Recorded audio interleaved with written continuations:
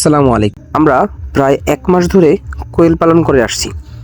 আমরা প্রাথমিকভাবে একটি খাঁচা তৈরি করেছিলাম সাময়িক সময় কোয়েল পালনের জন্য। আমাদের কোয়েলগুলো দিন দিন বড় হওয়ায় আমরা নতুন একটি খাঁচা বানানো শুরু করে দিই। বর্তমান সময়ে একটি লোহার খাঁচা কিনতে গেলে প্রায় ২০০ থেকে ২৫০ কোয়েলের একটি খাঁচার দাম পড়ে ১০ থেকে ১২,০০০ টাকা। আমাদের খরচ কমানোর জন্য আমরা নিজেরাই একটি খাঁচা তৈরি করার সিদ্ধান্ত নিই।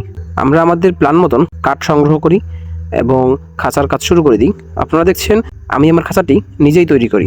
যেহেতু আমি কাঠের কাজ সম্পর্কে কিছুটা জানি, নিজের যতটা প্রয়োজন সেই কাজটাও নিজের জানা আছে, যার কারণে আমি নিজেই খাঁচাটি তৈরি করতেছিলাম। ইউটিউব এবং ইন্টারনেটের সুবাদে এর মাপ এবং কোন কোন মেটেরিয়াল দিয়ে তৈরি করলে সহজে এবং কম খরচে তৈরি করা যায় সেই তথ্যগুলো সংগ্রহ করি। এবং এখানে যে খাঁচাটি তৈরি করতেছি এই খাঁচাটিতে প্রায় ৩০০ কোয়েল পালন করতে পারবো। আমরা এই খাঁচাটিতে কাঠ এবং সাথে যে নেট দেখতে পাচ্ছেন এই নেটগুলো ব্যবহার করেছি আমরা। এতে করে ময়লাগুলো নিচে পড়ে যাবে, পাখিগুলো স্বাচ্ছন্দ্যে থাকতে পারবে। আমাদের এই খাঁচাটিতে তেমন বেশি একটা অর্থ ব্যয় হয়নি। আমাদের এই খাঁচাটিতে প্রায় ৪ থেকে ৫,০০০ টাকার মতন খরচ হয়েছে। একটি লোহার খাঁচা কিনতে গেলে যেখানে ১০ থেকে ১২,০০০ টাকা ব্যয় হবে, সেখানে ৪ থেকে ৫,০০০ টাকা ব্যয়ে একটি খাঁচা তৈরি করতে পারা আমাদের জন্য অনেক সহজ হয়েছে। আমরা যেহেতু অ্যাগ্রো নিয়ে কাজ করি, তাই আমাদের এর পাশাপাশি গরু এবং ছাগল এদের জন্য খাবার তৈরি করতে হয়। আমরা খাঁচার কাজটি আমাদের বাকি কাজগুলোর ফাঁকে ফাঁকে করেছি। এই যে খাঁচাটি দেখছেন, এই খাঁচাটি আমরা একদিনেই তৈরি করিনি। আমাদের এই খাঁচাটি তৈরি করতে বেশ কয়েকদিন সময় লাগে। এই খাঁচাটির মাপ হচ্ছে ২ ফিট বাই ৬ ফিট, যেখানে আমরা প্রায় ৯০ থেকে ৬১টি করে কোয়েল প্রত্যেকটি খাঁচায় পালন করতে পারবো।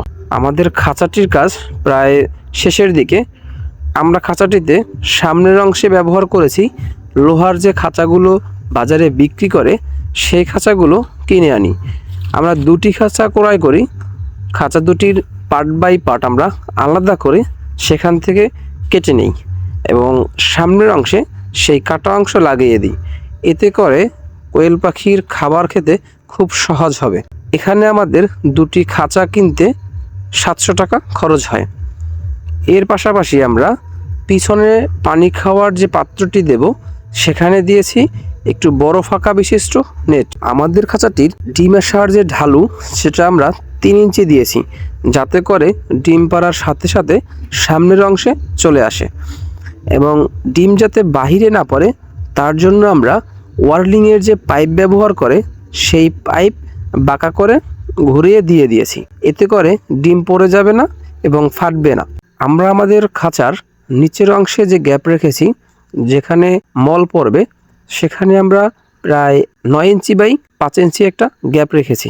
সামনের অংশে ৫ ইঞ্চি গ্যাপ রেখেছি এবং পিছনের অংশে প্রায় ৯ ইঞ্চি গ্যাপ রেখেছি। এতে করে ময়লা একটু দূরত্বে থাকবে, কোয়েল পাখিগুলো স্বাচ্ছন্দ্যে থাকবে। আমরা আমাদের পাখিগুলোকে প্রথমে আমরা কোয়েল পাখি অপ্রাপ্ত বয়সে এনেছিলাম।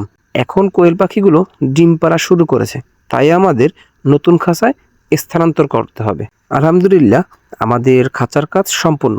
আমরা খুব দ্রুতই আমাদের নতুন খাঁচায় কোয়েল পাখিগুলো প্রবেশ করাবো। আমাদের খাঁচাটির পিছনের অংশে যে জায়গাটি দেখছেন, এখানে আমরা পানির পাত্র দেওয়ার ব্যবস্থা করব। পানি এবং খাবার খাঁচার বাহিরে থাকলে খাবার এবং পানি নষ্ট হয় না, এতে করে রোগ জীবাণু কম হয়, খাবারের অপচয় হয় না।